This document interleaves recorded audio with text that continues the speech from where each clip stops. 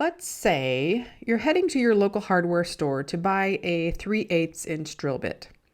You wander the aisles until you find the drill bits, and when you do, you realize there are so many drill bits.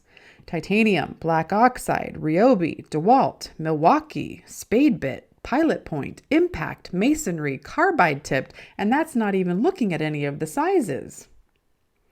After deliberating for about 20 minutes, you end up selecting a pack of pilot point 3/8" bits, and you head to the cashier to pay for them. Now, what if I told you you didn't really want a 3/8" drill bit? Well, you might be a little confused, maybe a little miffed, and then adamantly assert that yes, you did want a 3/8" drill bit. Why else would you have taken so long to select just the right one? Well, I would still say you didn't really want a drill bit. What you want is a hole, or many holes, and you need a drill bit to help you accomplish that.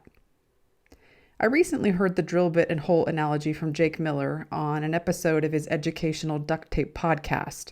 And just a side note, Jake says he read it in a quote from Ralph Granger on Mike Muir's blog, More Verbs, Fewer Nouns. Anyway, Jake used the analogy to make the point that educators shouldn't focus so much on EdTech tools because what they really want is their students to accomplish a learning goal with those tools.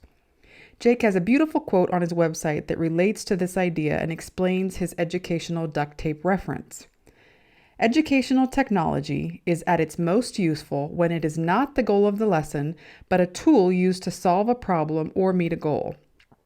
Similarly, using duct tape is never one's goal, but it's an incredibly useful tool when solving problems or helping you meet a goal.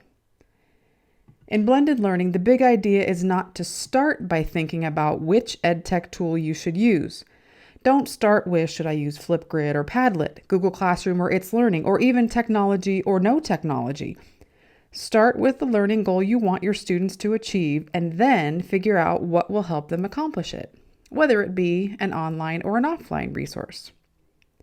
Stephen Covey called it beginning with the end in mind. Grant Wiggins and Jay McTighe called it backward design. Different people have framed it in different ways, but the wisdom is the same. Knowing your destination or ultimate goal is helpful in determining a starting point, direction, and a most efficient course of travel.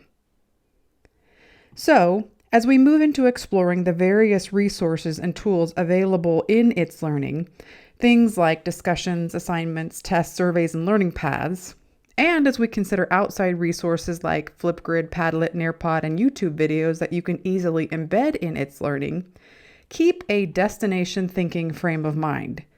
Thinking about where you want your students to end up will guide you in determining which tool to use or embed.